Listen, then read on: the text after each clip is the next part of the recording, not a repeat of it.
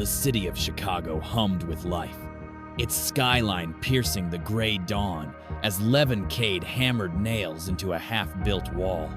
Dust clung to his weathered boots, and sweat beaded on his brow.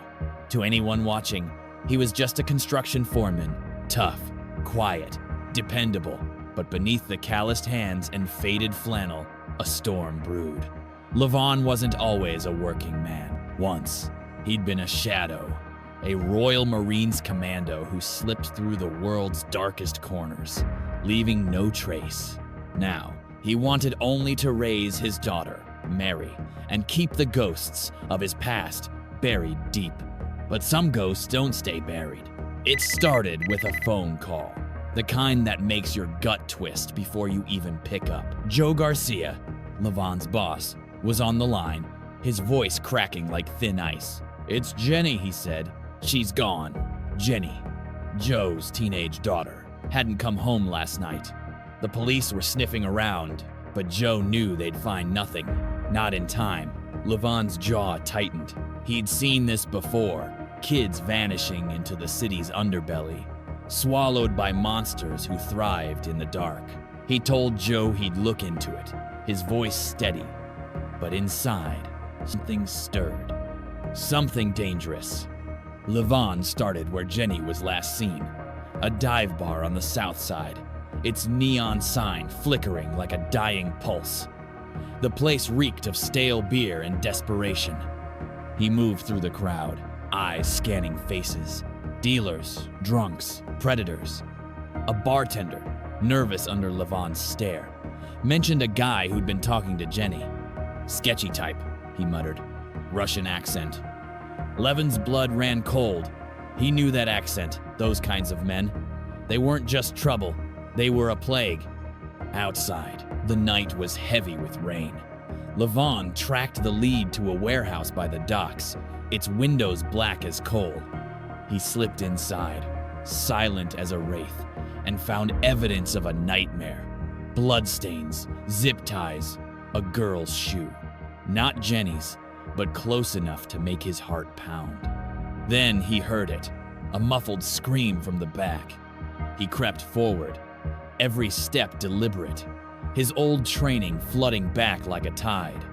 In a dimly lit room, he saw her. Jenny, bound and gagged, her eyes wide with terror. Two men stood over her, laughing, their knives glinting. Levin didn't hesitate. The first went down with a crack to the skull. The second barely had time to scream before Levon's fist sent him sprawling. Jenny was safe, for now. But this was only the beginning.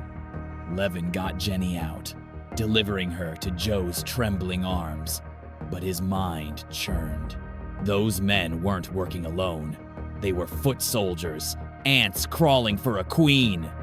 He dug deeper, following whispers of a Russian crew running girls through Chicago's veins. The name Volkov kept surfacing. Ivan Volkov, a crime lord with a reputation for cruelty. Levin knew the type. Untouchable, or so they thought. He reached out to an old friend, Gunny, a blind ex, Marine with a knack for hearing what others missed. Gunny's voice crackled through the phone. Volkov's got claws everywhere. Cops, clubs, even City Hall. "You sure you want this fight, mate?" Levon didn't answer. He didn't need to. His next stop was a strip club Volkov owned, a garish hole called the Red Star. The air was thick with smoke and lies. Levon played it cool, posing as a buyer with cash to burn. The manager, a weasel named Yuri, took the bait, leading him to a back room where deals were made. But Yuri was sharper than he looked. "You're no customer," he sneered, pulling a gun. Levon was faster. In seconds, Yuri was on the floor, gasping, while Levon rifled through his desk. He found a ledger, names, dates, shipments. Jenny's name was there, circled in red. So was Mary's. The world tilted. Levin's daughter, his reason for breathing, was a target. Rage clawed at him, but he shoved it down. He needed to be ice, not fire. He slipped out as alarms blared, knowing Volkov's men would be coming. They did. Fast. A car chase erupted through Chicago's streets, tires screeching, bullets pinging off metal. Levon's truck roared like a beast, weaving through traffic as he outsmarted his pursuers, losing them in a maze of alleys. But he wasn't safe. Not yet. Gunny met him at a safe house, a rundown motel where the walls seemed to whisper secrets. Together, they pored over the ledger. It pointed to a shipment, girls being moved tonight, out of a pier Volkov controlled. Levin's gut told him Jenny's kidnapping was a test run, a way to lure him out. Volkov knew who he was. The thought sent a chill down his spine, but it also lit a fire.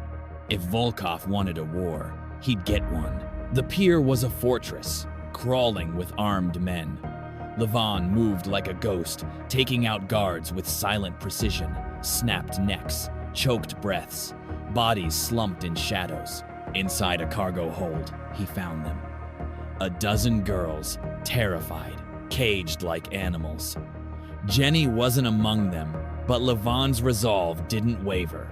He freed them, guiding them to safety, but the clock was ticking. Volkov's sons, Dmitri and Alexei, were there, overseeing the operation. They were brutal, cocky, and itching for blood. The fight was chaos. Dmitri came at Levon with a knife, his moves sloppy but vicious. Levon countered, breaking his arm with a sickening crunch. Alexei was smarter, keeping his distance, firing shots that grazed Levon's shoulder. Pain seared through him, but he didn't slow. He tackled Alexei, slamming him against a crate until he stopped moving. The brothers were down, but Volkov was still out there, a shadow pulling strings. Levin's phone buzzed. Mary's school. She hadn't been picked up. Panic gripped him, sharper than any bullet. He raced home, heart pounding, only to find his worst fear waiting. Mary was gone. A note lay on her bed, scrawled in Volkov's hand. "You took mine, I take yours." Levon's world narrowed to a single point. Find her, now. Gunny traced Volkov to a penthouse downtown, a glass palace overlooking the city he'd poisoned. Levon stormed in alone, a one-man reckoning. Volkov's men fell like wheat, bones cracked, blood spilled, lives snuffed out. Each step brought him closer to the man who dared touch his daughter. When he reached Volkov, the crime lord was waiting, calm as death itself. Mary sat nearby, tied to a chair, her eyes brave despite the fear. "You're good, Cade," Volkov said, smirking, "but you're not a god." He raised a gun, aiming at Mary. Levon moved faster than thought, diving in front of her as the shot rang out. The bullet tore through his side, but he didn't stop. He charged Volkov, tackling him through a window. They plummeted, crashing onto a balcony below. Volkov fought like a cornered animal, but Levon was relentless. Fists, elbows, rage. With a final blow, Volkov's body went limp. Levon staggered to his feet, blood soaking his shirt. He untied Mary, pulling her close, her small arms wrapping around him. "I'm here," he whispered, voice rough but steady. Sirens wailed in the distance, too late to matter. He'd done what he had to. Days later, Chicago felt different, quieter. The girls were safe. Volkov's empire in ashes. Levon stood at his construction site, hammer in hand, watching Mary play nearby. The city moved on, but he knew the truth. Peace was fragile. He'd buried his ghosts again, deeper this time, but they'd always be there, waiting. For now, though, he was just a working man, building a life one nail at a time. But in the shadows, someone was watching. A new name, a new threat, whispering Levin's name like a curse. The story wasn't over. Not yet.